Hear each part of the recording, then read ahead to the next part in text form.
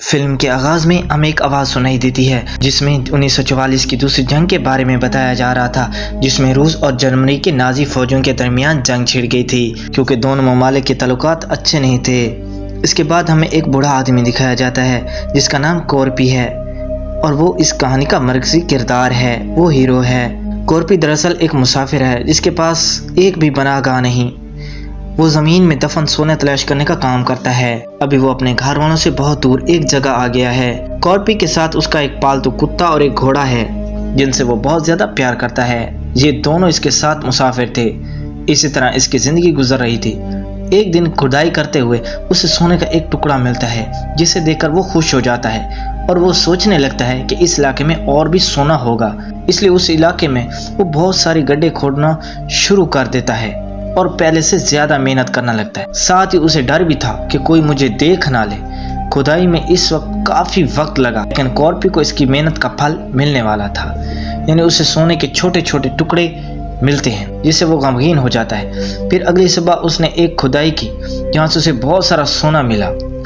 ये देखकर वो बहुत खुश हो गया था। खुशी से उसके आंखों में आंसू आने लग गए। फिर रात हो गई। कॉर्पी वहां से सारा सोना निकालकर अपने घर जाने का फैसला करता है। वो ये सारा सोना अपने शहर में बेचेगा और खूब पैसे कमाएगा। फिर सुबह होते ही वो नहाता है जहाँ से उसे तमाम खतरात का मुकाबला करना था और उसे अपनी मंजिल की तरफ जाना था।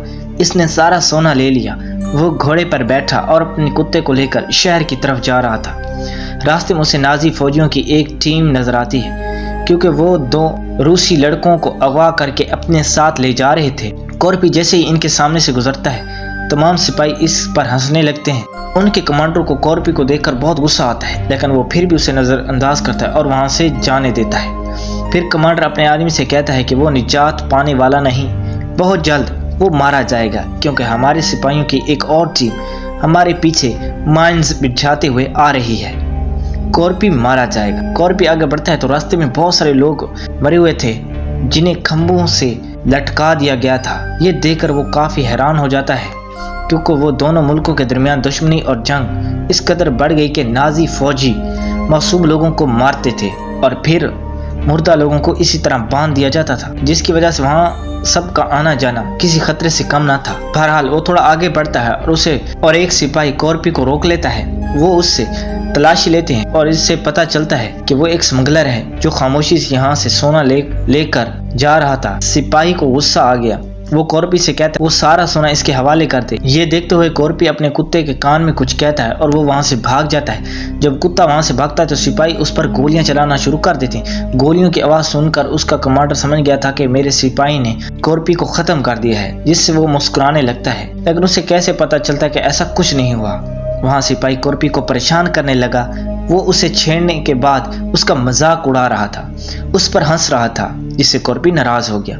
इसने चाकू निकालकर इसके सर में वार किया, जो देखकर सिपाहियों की हालत खराब हो जाती है, लेकिन फिर भी वो मिलकर इस पर हमला करते। फिर क्या होना था, कॉर्पी भी उनसे अकेले लड़ पड़ता है। इस तरह वो इन सबको मार देता है। तभी हमें पता चलता है कि कॉर्पी की उम्र कितनी भी क्यों ना हो, वो बहुत बहादुर और ताकतवर है। इतने सारे सिपाहियों का अकेले उसने सामना किया और सबको मार दिया। गोलियों की आवाज सुनकर वो कमांडर टैंक को घुमाता है और उसे वापस लेने को कहता है। जब वो उसी जगह पहुंचते हैं तो सिपाहियों की लाशें देखकर बहुत हैरान हुआ, लेकिन जब उसे एक सिपाही की लाश से सोने का एक टुकड़ा मिला तो वो बहुत डर गया। ये सोचकर जिस आदमी को उसने बूढ़ा समझकर नजरअंदाज किया वो तो सोने का स्मगलर है जिसके पास बहुत ज्यादा सोना है। चुनाचे अब वो कमांडर भी सोने के लालच में अपने टैंक को उसके पीछे लगा देता है और बहुत जल्द उनको कॉर्पी दिख जाता है, जिस पर वो साथियों को बुलाता है और गोलियां बरसाना शुरू कर देता है। जिससे बचने के लिए कॉर्पी अपना घोड़ा तेजी से दौड़ाता है और दूर निकल जाता है। कमांडर ने भी गोलियां चलाना बंद करवा दिया था क्योंकि वो कॉर्पी को देख रहा था कि वो किस तरफ जा रहा है, क्योंकि कॉर्पी इस जगह आ चुका था जहाँ बारूदी मवाद जमीन में दफन किया गया था। घोड़े की टांग अब एक माइंस पर आती है जिससे धमाका होता है और घोड़ा दूर जा गिरता है और कॉर्पी भी जख्मी हो जाता है। अपने घोड़े को मरता हुआ देखकर उसे बहुत दुख होता है। वो रोने लगता है, लेकिन वक्त जाया किए बगैर वो दोबारा सोने के टुकड़े जमा करने लगता है। इसी दौरान कमांडर भी अपने तमाम सिपाहियों के साथ पहुंच जाता है। इससे पहले कि कमांडर अपने साथियों को हुक्म देकर उस पर हमला करता, कॉर्पी एक माइंस पर अपने सोना का टुकड़ा फेंकता है, जिससे वो फट गया था और हर तरफ धुआं फैल गया था। फिर तमाम सिपाही फौरन आंख बंद करके गोलियां बरसाना शुरू कर देते हैं। कॉर्पी अपनी एक ढाल से उनसे बचता है और धुएं का फायदा उठाकर करीब ही छुप जाता है। अब कमांडर कुछ साथियों को पकड़ने के लिए उसके पीछे भेजता है, लेकिन इसके लिए वहां बारूदी मवाद जमीन पर फैला हुआ था, जिसकी वजह से फौजी मारे जा रहे थे। कमांडर अपने साथियों को इस तरह मरता हुआ नहीं देख सकता था, चुनांचे वो लड़कियों को आगे भेजता है ताकि वो मर जाएं और फौजियों को कुछ ना हो। इसी दौरान कमांडर का करीबी साथी उसे बताता है कि गुजार रहे हैं वो कोई आम आदमी नहीं है, दरहकीकत वो बहुत ही खतरनाक कमांडो है। वो इतना बहादुर है कि किसी भी जंग में अकेला ही काफी है और हमारे सीनियर का हुक्म था इस पुराने कॉर्पी से दूर रहना है। जिसके बाद हमें यहाँ कॉर्पी की कहानी मालूम हुई। दरअसल जंग के दौरान रूसी फौज ने इनके पूरे खानदान को हलाक कर दिया था। इसके नतीजे में वो गुस्से में आ गया और बदला लेने के लिए इसने तकरीबन 300 फौजियों को कत्ल कर दिया। ताकत, बहादुरी और हिम्मत को देखकर इसका नाम कॉर्पी रखा गया, जिसका मतलब है बहादुर, ना हारना और ना मरना। कमांडर का साथी कहता है कि हमारे बहुत से साथी मर चुके हैं, इसलिए अब हमें वापस जाना चाहिए, लेकिन वो इनकार कर देता है सोने की लालच में। कॉर्पी से बदला लेने के लिए इसने आगे बढ़ने को कहा। वहां कॉर्पी एक लंबा फासला तय करता है और जली हुई कार के पीछे छुप जाता है। इतने जख्मी होने की वजह से वो भी कमजोर हो गया था। कुछ देर के लिए आंख लगी, लेकिन थोड़ी देर बाद कमांडर इसके तमाम सिपाही वहां पहुंच गए। आवाज सुनकर कॉर्पी जाग जाता है। वो जल्दी से उठकर वो एक ट्रक के नीचे छुप जाता है, लेकिन कुत्ते उसे सूंघते हुए आ रहे थे। वो ट्रक के पेट्रोल टैंक को लीक करता है और खुद पर पेट्रोल गिराता है ताकि कुत्ते उसे ना सूंघ सके। लेकिन फिर एक फौजी को पता चलता है कि टैंक लीक हुआ है, जिसकी वजह से वो ट्रक को रुकवा लेते हैं। इसकी वजह से कॉर्पी खौफजदा हो गया था। पकड़े जाने के डर से वो वहां से भागने लगता है, लेकिन कमांडो के साथ ही इस पर गोलियां बरसाना शुरू कर देते हैं। वो इसके पीछे अपने कुत्ते भेजते हैं। इनसे बचने के लिए कॉर्पी खुद को आग लगा दी, क्योंकि उसका सारा जिस्म पेट्रोल से भरा हुआ था। खुशकिस्मती से वो एक करीबी तालाब था, जिसमें वो फौरन कूद गया। अब इसकी हिम्मत और बहादुरी देखकर तमाम सिपाही बहुत हैरान और परेशान हैं, लेकिन कमांडो की उसे पकड़ने की कोशिश यहीं खत्म नहीं होती। दरअसल वो अपने कुछ सिपाहियों को कश्ती के जरिए पानी में भेजता है। फिर वो कॉर्पी को पकड़ने के लिए पानी में छलांग लगाते हैं, लेकिन वहां भी कॉर्पी पानी में एक एक करके सबको मार देता है। इसकी ताकत न सिर्फ जमीन पर थी, बल्कि वो पानी में भी इन पर बहुत ज्यादा मजबूत था। इसी तरह वो इस तालाब से भागता है, लेकिन इसका पालतू कुत्ता पीछे रह गया था। यह देखकर कमांडर एक नया मंसूबा तैयार करता है। कॉर्पी वहां से निकलकर एक सुनसान जगह पर आकर रुक गया था, जहां एक पुराना टूटा हुआ पेट्रोल पंप था। वो इसके अंदर गया और आराम करने लगा, क्योंकि वो बहुत जख्मी था। लेकिन फिर भी इसने अपने कुत्ते की आवाज सुनी। इसके जिस्म के साथ एक बम नस्ब किया गया था। जैसे ही कॉर्पी ने बम निकालकर फेंका तो वो फट गया, जिसकी वजह से वो दूर गिरता है। वो फौरन होश में आता है। थोड़ी देर बाद कमांडर इसके साथियों समेत कॉर्पी को घसीटते हुए एक जगह पर ले जाता है। फांसी देकर वहां पर लटका देते हैं और वहां से चले जाते हैं। उनका क्या ख्याल था कि क्या कॉर्पी का खेल खत्म हो गया?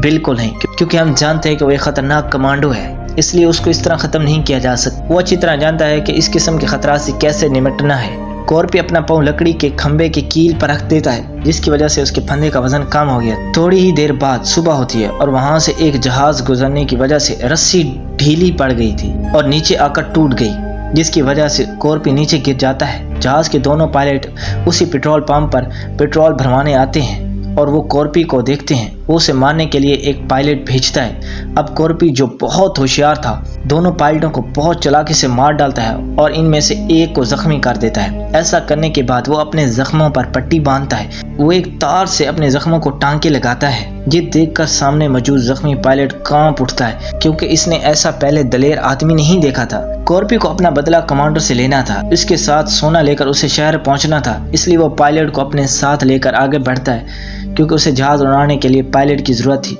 जब कमांडर उसके सिपाही आगे बढ़ रहे थे तो आगे एक जगह रुक गए। सामने एक जहाज तबाह हुआ पड़ा था। चेक करते हैं तो वो देखते हैं कि किसी ने पायलट को फांसी देकर मार डाला है, और ये वही रस्सी थी जिससे इन्होंने कॉर्पी को फांसी दी थी। जिसका मतलब ये था कि कॉर्पी मरा नहीं था बल्कि जिंदा था। ये सोचकर कमांडर को बहुत सदमा हुआ।